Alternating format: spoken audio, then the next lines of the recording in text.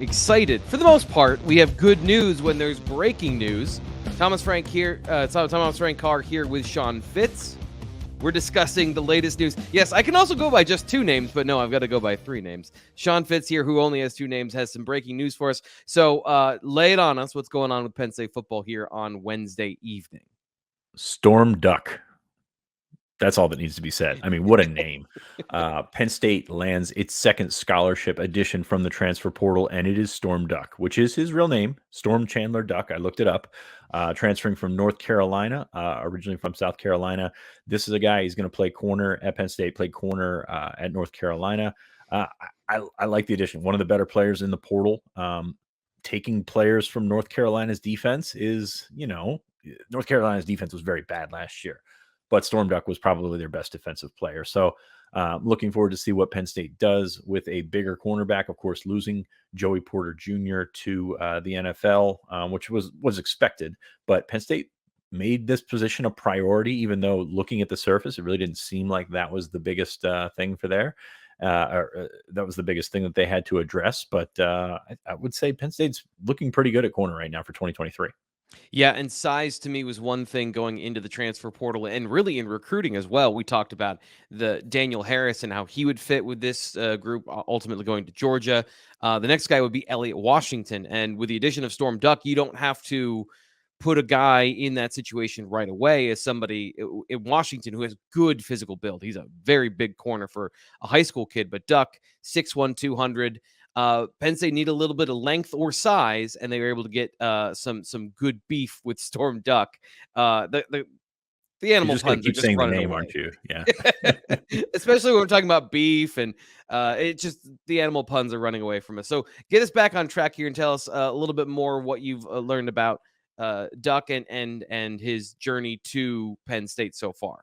He was a player. He's battled some injuries at North Carolina. Came in low to mid 3-star for North Carolina, and it's really interesting because if you look at that Carolina defense, they've developed some guys, and they've also had some high star guys not develop. It's the weirdest thing, and it's not particularly great for the North Carolina staff because it seems like they do less with more.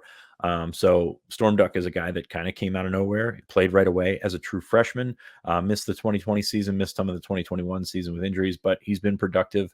3 interceptions last year. And like I said, best defensive player, brings an aspect of physicality to that boundary side. And what Penn State's looking for here is they like to start multiple guys at corner. They did it this year with Porter, with Kalen King, with Johnny Dixon. And I'm not really including Daquan Hardy in the mix right now because he's a nickel corner, a slot guy. But they want to find a guy that's in that third starter mold. It's something they've done for several years and they've had success with it. And of course, it's tough to argue with the success of Penn State's cornerback room in the last couple of years. Is he a bona fide day one starter? Possibly. I mean, he's going to have to battle Johnny Dixon on that side. I think Kalen King is entrenched as a starter. I mean, looking at the way that he played this year, I don't think there's any way to look at it and say that Kalen King isn't one of your starters going into the 2023 season, but he's elevating that room. He's making that rotation better, and I think we see a lot of Storm Duck. This is a guy that's coming in not to, he's got 2 years to play one because he has a red shirt left, but he's not coming into red shirt. He's coming into play. He's coming to try to get to the NFL, and that's something that I think Penn State has sold to him. They've done a really nice job developing corners in the last couple of cycles. They're getting there. It's actually very funny because if you watch tomorrow's BWI Daily with Nate and I, we just like trudge through the cornerback aspect of what we were talking about, saying that they will get a portal edition, that they're going to, and we stumble all over ourselves, as I'm kind of doing right now. But it's really funny to watch us try and avoid the situation without getting into specifics, and look forward to that tomorrow on the BWI Daily, because that's always fun to make us look like idiots a day after, because we've got some stuff to record and use later. Yeah, well, we all appreciate you guys powering through on a very busy week and giving us content and things to talk about. Understanding that, as you said during the show, a lot of this stuff, or hopefully some of this stuff, isn't going to be, outdated by the time it airs. But Still a lot of good information to check out tomorrow on the BWI Daily Edition. Let's get into. It's also really funny that I went and got a haircut after that. So like what you see right now is not going to be what you see on the shows tomorrow. And we also interviewed Alex Falcons, the kicker from Columbia that's coming down. So we've got some continuity errors, but that's part of the gig, I guess. Yeah, and it's all coming up on the Daily Edition Thursday, Friday. This has turned into a perfect promo for the Daily, so make sure you check that out, and you can see all the stuff that we're talking about with not just one portal player, but two portal players this week. We're discussing here on the channel. A couple things I want to point out here about Storm Duck, and we can get into some of the backstory a little bit.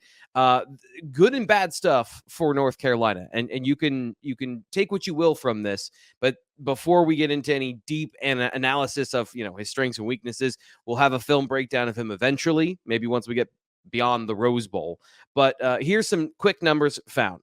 10 pass breakups and interceptions in 2022. 7 pass breakups, 3 interceptions, 9 career interceptions. So a guy that, despite missing some time, he has a nose for the football. But on the downside, it was not necessarily a great year for Storm Duck this past season. 6 touchdowns allowed, 59.5% completion percentage. And then, according to Pro Football Focus, 621 yards allowed in 2022. Now, for reference, Penn State's highest yardage earner on defense was Kalen King, who gave up 313 yards as a guy that was targeted 50 times. So Duck was targeted a lot. He did give up yards last year. And without knowing too much about the defense and the structure and all that stuff, it's hard to really peg a reason why. I did see him get beat up by Devin Carter a little bit, another Penn State portal target in the NC State game that I saw. But on one of the plays, he tripped and fell down on one of those plays. So you give up 68 yards in that situation because you get your feet tangled up with the receiver. But should Penn State fans be concerned about that? You seem to be pretty high on Duck's ability. Feel pretty good about Storm Duck just because, the name Storm Duck is going to make you want to root for him. If that's all you know about the kid, that's great. I mean, that's a great starting point. But that Carolina defense was terrible. From 1 to 11, just got lit up by several teams. And was it scheme, whatever? All I know is a lot of those guys have bailed. And that's not a good sign for how you build a defense and how you handled your defense. So that's definitely one that I would kind of give him a little bit more grace on from what I've seen. Physical player, guy that sort of fits in well with what Penn State has liked to do with that position. He's listed very precisely at 6'3" on the Carolina website, 200 pounds. So he's a little bit thicker than, what we're used to seeing. And he can run. I mean, he can turn and run. So I like what he's bringing. I like the feedback that I've gotten. We talked, a little bit behind the scenes. We've been talking about Storm Duck a couple of days to try and figure out our coverage option. And we thought it was actually going to be later in this week that he committed. But it was, I think it's a really good pickup for Penn State. They weren't just going to go grab someone out of the portal. And Duck, if you ask people around that program, I know Tony Grimes was the flashy guy, the former 5-star or whatever, that transferred to Texas A&M. But if you ask people that have watched that team and people that have prepared for that team, who the guy was at corner, they would go with Storm Duck. It's going to be interesting to see all that stuff on film. And once again, like we said, we'll have more of that over at bluewhiteillustrated.com, because that's where when there's film that isn't from high school and we can't put here on the YouTube channel, check that out in T-Frank's film room, which we'll be bringing up later in the week. One last thing that you mentioned before, but I just want to highlight one more time. I think there's still a lot to learn about Duck in terms of what he is now after the injuries. Lower body injury in 2020 wiped out his season. Struggled through a lot of injuries in 2021, described as an upper body injury and what I was doing some research on. So last season was really his first full season healthy since 2019 as a freshman. So a lot of time on the field, but still probably not as experienced as you might think for a graduate transfer. So I'll be very interested to see, all those things. And I know that from what you've heard and from the things that we've been learning, great pickup for Penn State football at that cornerback position. A guy that can fit in for the immediate future and not get in the way of some of the younger up-and-coming players at the position. Any last thoughts before we get out of here? No, I'm just looking at some numbers from Carolina's defense. Oh, boy, that was very, very bad. That's 275 yards per game, 25 touchdowns. So I think you said he was responsible for 6 of those. So just a small fraction of that that defense or that defensive total. So no, I feel pretty good about this one just based off the feedback beyond the stats here. I think he's a good player. I think he's going to factor into that rotation immediately. Whether he starts or not is going to depend on probably him and Johnny Dixon. We'll see what happens a little bit further down the depth chart. Marquise Wilson, Cam Miller, the two freshmen that you mentioned, Elliott Washington and Zion Tracy. It's a very athletic room. It's not a very experienced room once you get past 1 and 2. Marquise Wilson, you can make an argument for a lot of his experiences on the front end of his career. So be interesting to see that rotation. Be interesting to see to me where Cam Miller fits into that rotation, and can you get 4 or 5 guys out of there, and then try and figure out what you're going to do in the slot.